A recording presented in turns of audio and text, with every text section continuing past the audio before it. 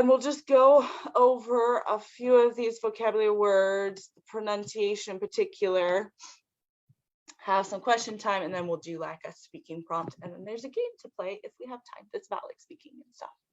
Okay, so I'll just go through this quickly. It won't take a long time. So this word is height. It's pronounced height. The GH is silent. This one is fruit. Fruit. This one is chaos. Chaos. Chaos is a fun word to say. This one's mishap. Mishap. Recipe. Normally in English, an E like this, where it's vowel, consonant, vowel, the E would be silent, but this one breaks the rule. Recipe. Lettuce. Lettuce. We don't really pronounce the T's very much in that one. This one is paradigm. That's a common word in the education world as the teacher, paradigm. Debris. When I was a kid, I learned this word by reading it, and I always thought it was debris. It's like the debris all around. And then I grew up and I learned, oh, that's debris. Whoops. So that's debris. This one is infamous. I also thought this was infamous as a kid. I learned most of my vocabulary growing up by reading, so I never knew how to pronounce anything. So this one's infamous, and that's the same one. We don't need that one.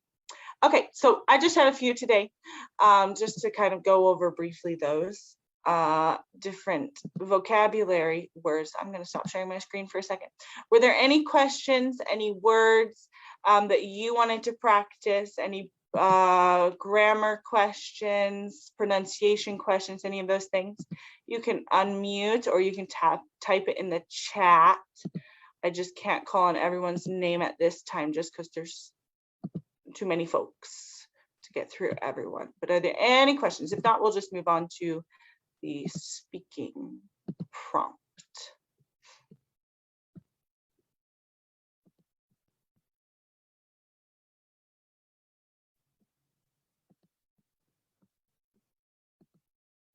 Okay. We can, yes, dear. Yeah, teacher, can you explain me the meaning, the definition of infamous and debris and chaos? Infamous, debris. What was the last one? Chaos, C-H-A-O-S, chaos. I can't hear you. Say it one more time. Yeah, chaos. I don't know the pronunciation, so you may confuse. Chaos, C-H-A-O-S. Oh, chaos. Yes. Okay. Yeah. So let's practice the pronunciation really quick. So the first one's infamous. And the second one is debris. And the third one is chaos. So infamous means that it is not famous. It's the opposite of famous. Typically, it's used in the sense of everyone knows about it, but it's a bad thing that happened. So it is famous, but in a bad way, not in a good way. So maybe there's a serial killer everyone knows about who's murdered a bunch of people. They're infamous. Everyone knows about them. They're technically famous, but for bad reasons. So that's what infamous means. Debris is like, let's say there's an explosion, a house explodes, and the debris is all over the ground. So it's like the wreckage.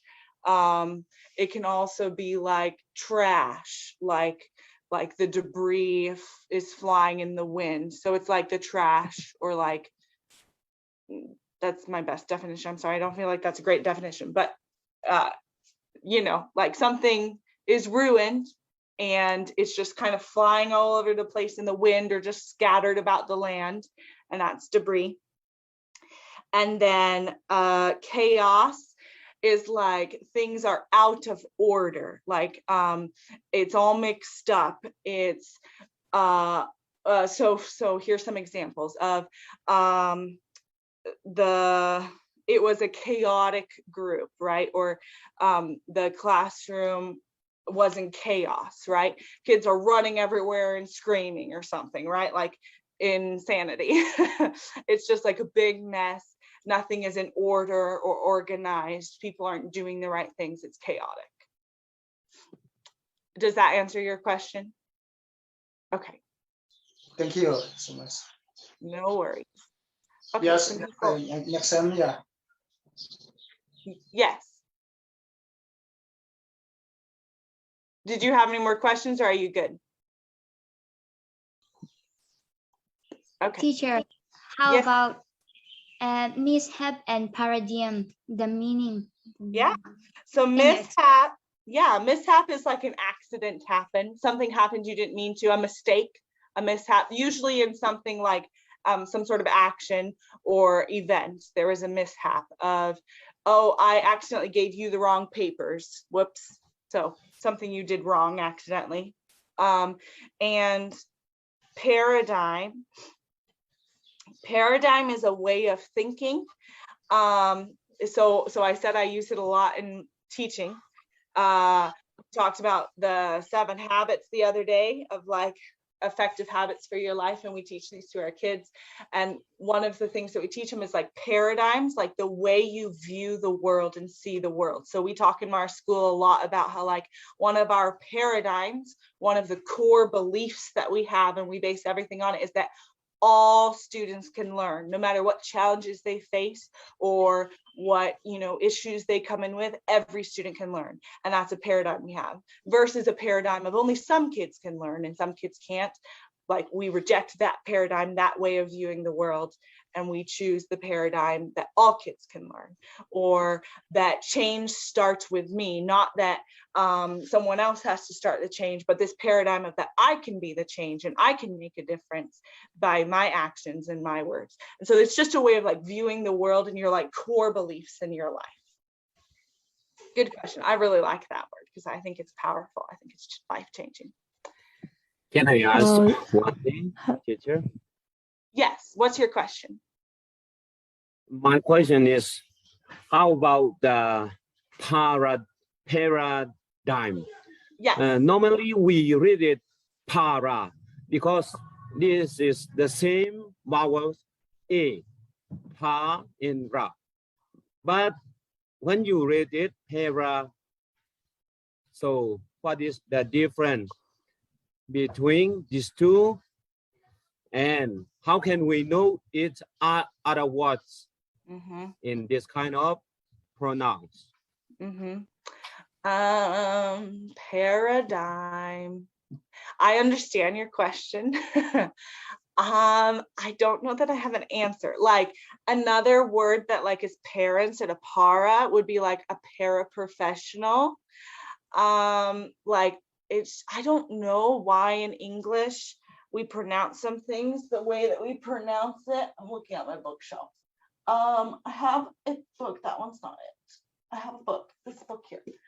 I have a book about phonics that I took in college. It's called Phonics and Word Study for the Teacher of Reading, because it's one of my teaching books. It's by Barbara Fox.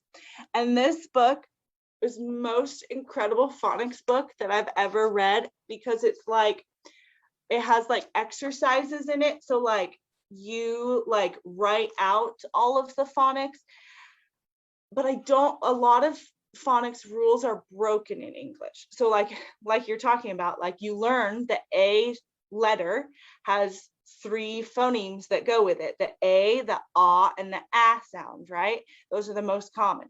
But then when it's combined with other letters, then it makes these other sounds. So in English, we have 44 phonemes. That's just sounds in the English language, but only 26 letters.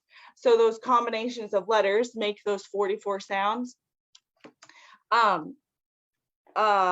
And so phonics, like if you do research on phonics, and this book in particular is very helpful, at least that I found, but I'm sure there's other resources out there. They like teach you how those letter combinations make those 44 sounds in English.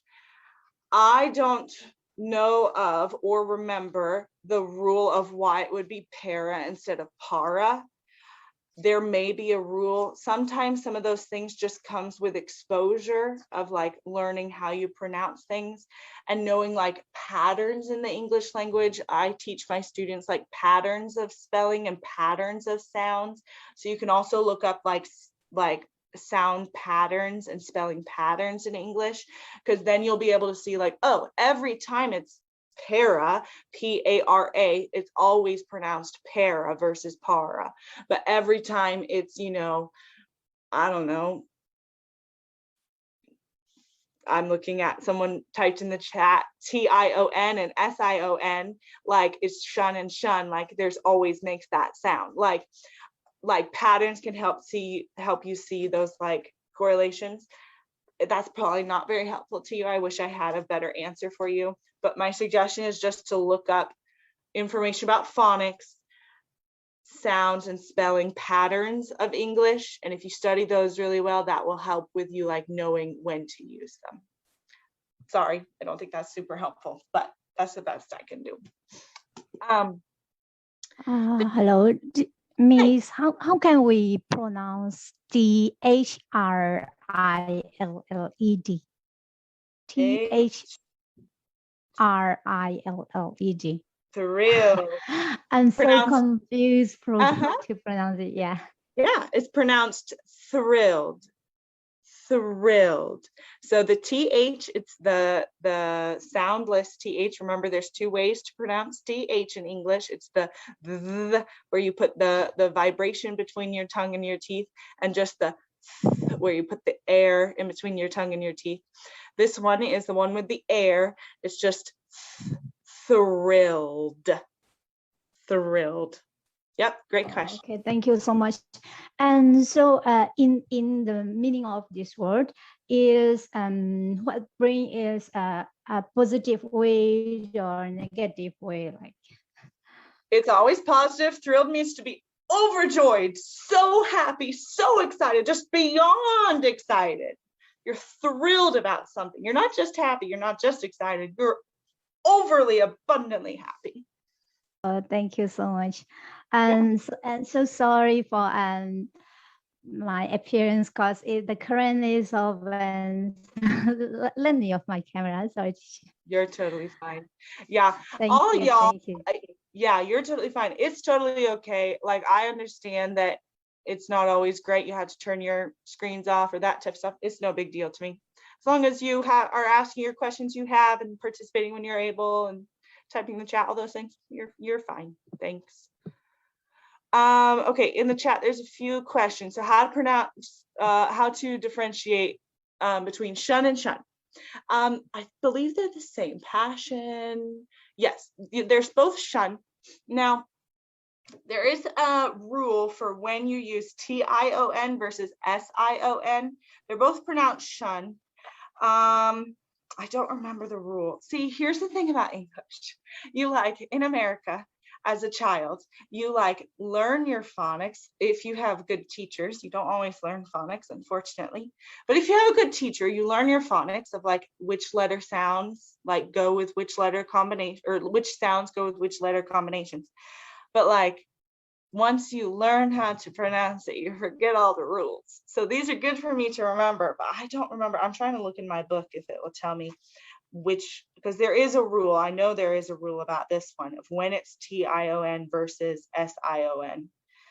I don't know if I'm going to be able to find it, but that's something you can probably Google and a rule will come up of when to use which one, but they're both pronounced the same way, shun. And what it does is it takes a verb and it changes it into a noun. That's why you would add T-I-O-N or S-I-O-N at the end of a word. It changes it into a noun. Chris Home, you have a question? Chris, is that how you say your name? Yes. Yes, dear. I want to know the right way to pronounce E-N-T-H either. Because someone pronounce either and someone pronounce either. Which one is the right way? It doesn't matter. One might be British, I don't know, but it really doesn't matter. I remember I asked that question when I was growing up too, of is it either or either? You can choose. Good question. Sometimes it just sounds right to use one or the other, but it really doesn't matter. In the chat. I see. I'll do a chat or a question from the chat, and then I see you, Fred. So I'll get you next, okay? How to pronounce beverage and nostalgia. So the first one's beverage. We don't say beverage. It's just beverage. And the second one's nostalgia. So it's GIA, but we don't pronounce the I. So just nostalgia. I like the word nostalgia. Fred, you had a question. Yes, sir. Yeah, so in the word Canadian, we know that means Canadian people, so we don't add people behind it. Yes. What about Myanmar? Do we add people behind Myanmar, or is it just Myanmar? Good question. As far as I know, you would still add people behind it because it's not like a descriptive. But Teacher Tiang, you might be able to answer that better than me. I'm sure you could probably answer that better than me. I never had people say Myanmarese, so we just use it Burmese. So maybe they can call Myanmar people, but I never heard people call us Myanmarese. Yeah. I know Teacher Tiang, like here in the United States, he just says Burmese.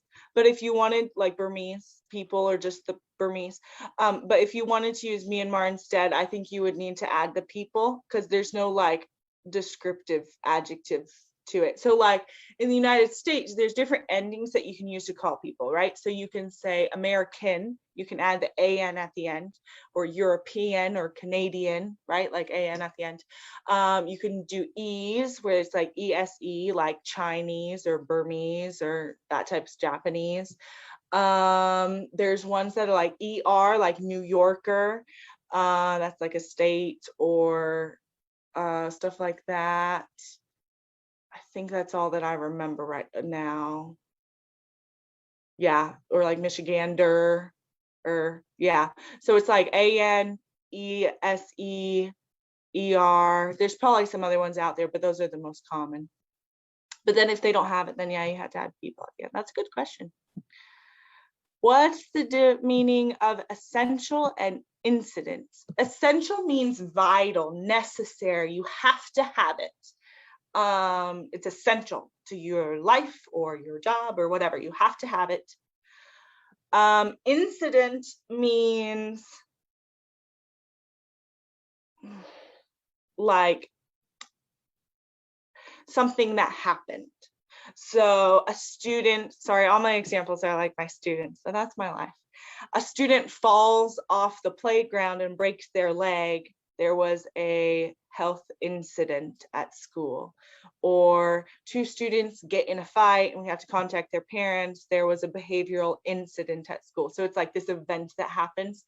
Typically, incident is used in a negative type of context of something negative happened and we're going to call it an incident, or someone got in a big fight, right? It's an incident. So usually it's like something negative happened. There was this moment in time, an event, and it was an incident.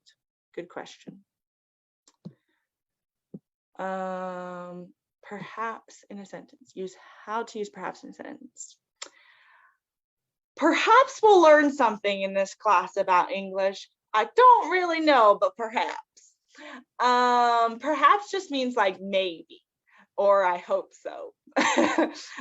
So perhaps I'll be able to go to Myanmar one day. That would be lovely. I'd love to. I certainly hope so. So perhaps it just means like maybe. What is mansion? Mansion is a huge house. Very rich people live in mansions. Very fancy, rich, expansive house. I'm sorry, or I apologize is more useful in speaking. I'm sorry, I apologize. I apologize is more formal. I like to say I apologize. I think that's just something I've picked up from I don't know who. But it is more formal to say I apologize. It's not like super formal, but a little bit more formal. And I'm sorry is like very, very common. Just I'm sorry, hey, sorry about that. You can use it, you know, all the time. So both. I'm sorry is way more common. Like the amount of times I say I'm sorry in the day is pretty frequently. I've said it to multiple people today. Something that's interesting is you can say I'm sorry, like if you're apologizing for something and you're like trying to repair a relationship with someone. But in America, you might already know this. In America, you can also use I'm sorry to just like say that you like identify with someone. Like today, I had a colleague who was going through a really, really rough time with a student. And I was trying to help him with this student and like work through this issue with my co-teacher. And I just told him, I'm sorry you have to go through this. I'm sorry this is happening. It's not like I did anything wrong. I wasn't apologizing for myself. I was helping him, but I was just saying like, I'm sorry you're going through this. So those are two different ways you can use I'm sorry. You would not use I apologize for that, because I apologize means like I did something wrong and I have to make it right. But you can use I'm sorry as like, hey, I feel for you. What are the difference between maybe and maybe? So maybe one word means like it might happen. I don't know. I hope it will. Maybe two words means that it could be or something could happen, but it has a different meaning. So maybe is like a I don't know what type of speech it is. One word, I don't know what type of speech it is. It's not a preposition. I don't know what type of speech it is, but it's like a noun maybe. But maybe two words is a verb in the future tense. So it's a verb state of being, be, and in the future. So something might happen in the future, but it's verb instead of a noun.